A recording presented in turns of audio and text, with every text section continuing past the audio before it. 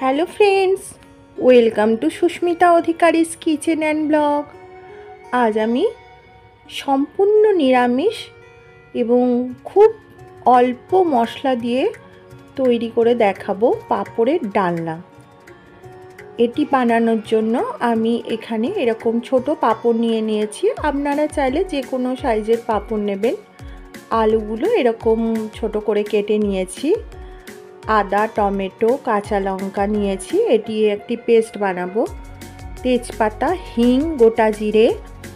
আমি সমস্ত নিরামিষ রান্নায় একটু হিং ইউজ করি, ভালো লাগে খেতে। ধনে গুঁড়ো, জিরে গুঁড়ো, হলুদ গুঁড়ো আর লঙ্কা গুঁড়ো। তারপর কড়াইয়ে সর্ষের তেল গরম করে নেব। তেলটা যখন গরম হয়ে যাবে তখন আমি গ্যাসের ফ্লেমটা কমিয়ে দিয়ে পাঁপড়গুলো ভেজে নেব। গ্যাসের ফ্লেমটা যদি বাড়ানো থাকে তাহলে পাঁপড়গুলো পুড়ে যাবে আর তেতো হয়ে যাবে। সেই জন্য যখন ভাজবেন পাঁপড়গুলো তখন গ্যাসের ফ্লেমটা কিন্তু কমিয়ে দিতে হবে। তারপর পাঁপড়গুলো যখন ভাজা হয়ে যাবে দু পিঠ ভালো করে, তখন সেগুলোকে আমি তেল থেকে তুলে রেখে দেব। তারপর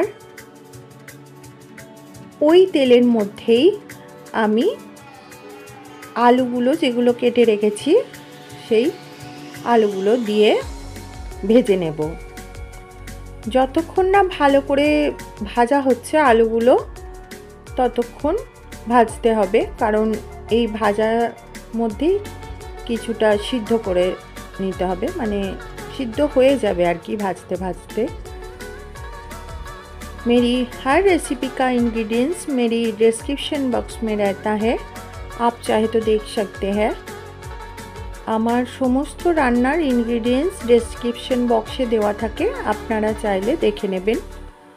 তারপর আলুগুলো যখন ভালো করে ভাজা হয়ে যাবে তখন আমি ওগুলোকে তেল থেকে তুলে রেখে দেব।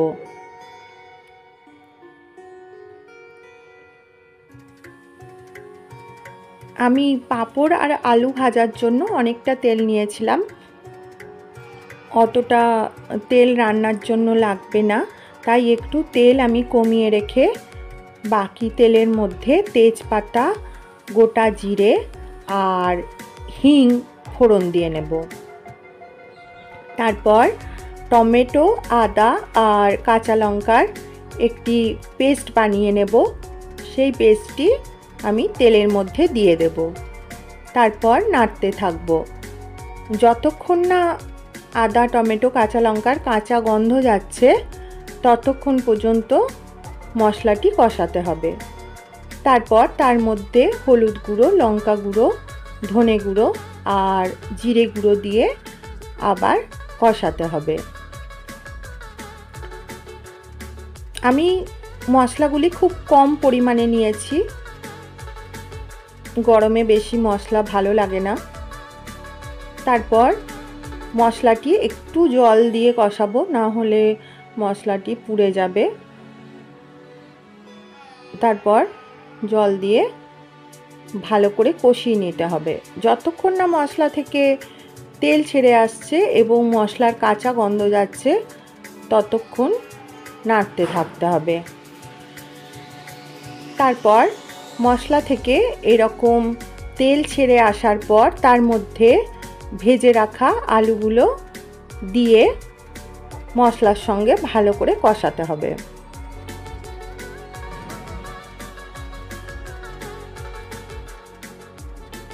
আপনারা আমার চ্যানেলটি দেখছেন, আমার ভিডিওগুলি দেখছেন, তার জন্য আপনাদের অনেক অনেক ধন্যবাদ। এইভাবে পাশে থাকবেন, আমাকে এগিয়ে যেতে সাহায্য করবেন। তারপর মশলা আর আলু ভালো করে যখন মিক্সড হয়ে যাবে এইভাবে, তখন তার মধ্যে গরম জল দিতে হবে। সব সময় রান্নায় গরম জল ইউজ করবেন, তাহলে ব্যালেন্সটা ঠিক থাকে আর টেস্টটাও ঠিক আসে। তারপর তার মধ্যে পরিমাণ মতো লবণ ও একটু চিনি দিতে হবে। নিরামিষ রান্নায় একটু চিনি দিলে খেতে ভালো হয় আর লবণের ব্যালেন্সটা ঠিকঠাক হয়। তারপর যখন একটু জলটা ফুটে আসবে তখন তার মধ্যে আমি দুটো কাঁচা লঙ্কা দিয়ে দেব। তারপর জলটা যখন অনেকটা ঘন হয়ে যাবে আর আলুগুলো সিদ্ধ হয়ে যাবে তখন তার মধ্যে একটু ঘি আর গরম মশলা গুঁড়ো দিয়ে দেব। নিরামিষ রান্না তখন একটু ঘি গরম মশলা দিলে খেতে ভালো লাগে। তারপর ঘি গরম মশলাটা একটু মিক্সড করে নেব। মিক্সড করে নেওয়ার পর আমি গ্যাসের ফ্লেমটা অফ করে দিয়ে তারপর পাঁপড়গুলি দেব।